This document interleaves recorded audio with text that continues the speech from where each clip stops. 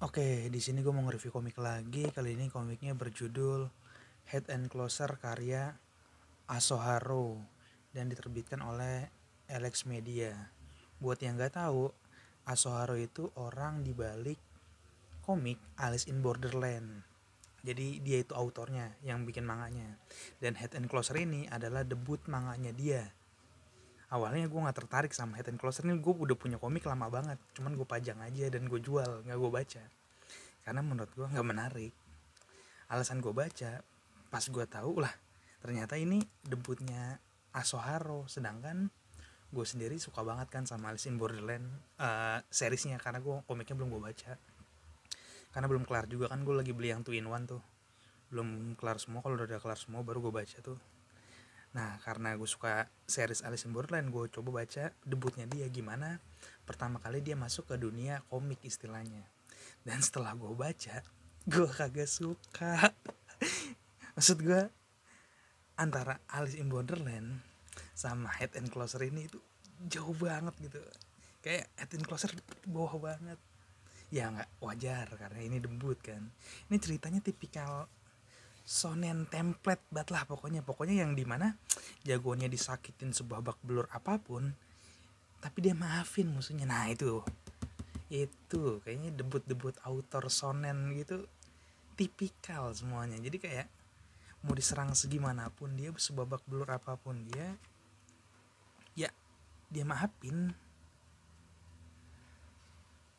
Nggak, aduh, gue kurang suka yang seperti itu.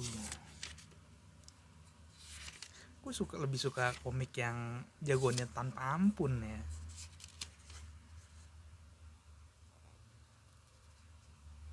Jadi kayak, aduh, shonen banget lah buat yang suka cerita-cerita shonen naif, yang dimana dia rela dipukul demi persahabatan gitu-gitu, terus friends power kayak gitu-gitu ya. Nah ini Head and Closer mungkin emang gitu kali ya, buat dan buat art ya begini artnya. Gue sekilas pernah ngeliat manga Alice in Borderland, dan menurut gue banyak banget yang beda gitu dari segi gambar. Cuman ada beberapa karakter yang sama. Oh iya, saking asiknya ngebahas debut mangaka Arohasu, gue sampai lupa ngasih sinopsis. Jadi sinopsisnya tentang pemeran utama Sunpei Closer namanya, yang memiliki kakek seorang yang ahli dukun, ahli sihir, ahli dukun santet menyantet lah di sini. Beda sama dukun Jujutsu Kaisen ya. Jadi dukun di sini tuh mengendalikan boneka, ngelakuin santet kayak gitu itulah. Dan suatu ketika kakeknya ini menghilang dari peradaban dan diduga meninggal gitu. Dan kekuatan kakeknya diwariskan ke cucunya si Sunpei Closer ini. Sunpei Closer sendiri, dan karena dia diwariskan, banyak penyihir lain menyerang si Sunpei dengan alasan jika penyihir lain mendapatkan jantung Sunpei, maka kekuatan kakeknya sebagai raja dukun itu akan pindah ke orang yang makan jantungnya Sunpei. Jadi Sunpei ini diserang oleh banyak berbagai dukun dari dunia. Ada dari Cina, ada dari Meksiko, dan ada dari Indonesia. Karena kan kurang afdol jika ngomongin dukun, ngomongin santet, tapi nggak bawa Indonesia. Jadi ada Indonesia di sini. Ada Indonesia coy.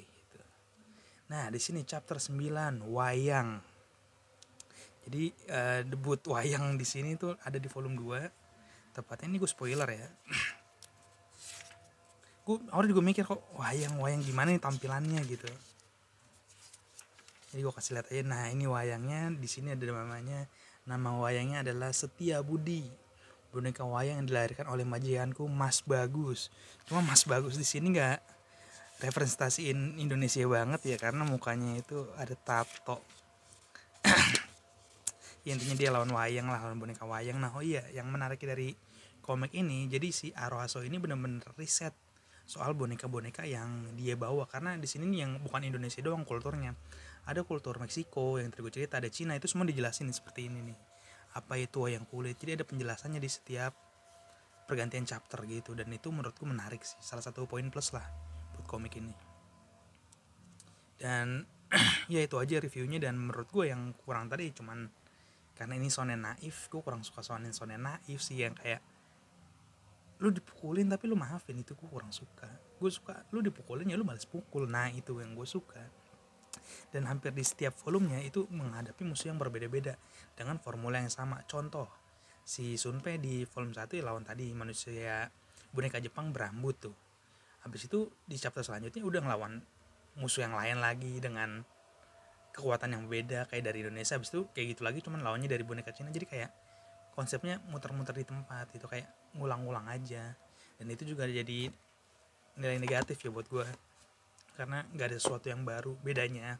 Contoh, di pertarungan pertama lawan si boneka dari Jepang, nah habis boneka Jepang kalah lawan boneka dari Cina, anggaplah gitu ya. Nah di lawan boneka Cina si Sunpei kalah nih. Nah tiba-tiba yang orang dimaafin sama si Sunpei ini yang dari Jepang tadi nolongin, akhirnya dia 2 lawan 1. Begitu terus.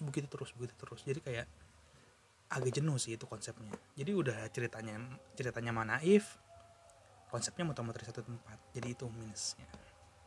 Selebihnya gambarnya bagus, ya wajar ini debut karena masih harus banyak yang dievaluasi mungkin. Dan di sini juga si Sunpei pas flashback udah pakai baju ini yang dia gambar waru gitu di bajunya dia. Jadi kayak udah nandain kalau kalau komik selanjutnya bakal ada kaitannya dengan kartu dan terjadilah Alice in Borderland. Ya jadi ini debut yang cukup sih menurut gue, cukup. Nggak jelek, nggak bagus, cuman ceritanya kurang buat gue yang nggak suka komik naif, cerita shonen ala-ala gitu. Dan rate buat komik ini 2,5 dari 5. Sekian review dari gue. Buat kalian yang mau beli komik ini gue jual jelas. Kondisi X-Ren, gue dapat satunya 2,5. Ini 2,5 kali 7 waktu itu gue dapat. Gue jual berapa ya? Ntar cek aja sih Tokopedia gue di tokopedia.com/dapuk, kayaknya 3 DAPUKKK. Cari aja nama toko Dapuk DAPUKKK, atau bisa nanya-nanya komik di Instagram.com/dapuk_wibu DAPUK_wibu. Terima kasih, sampai jumpa di video selanjutnya.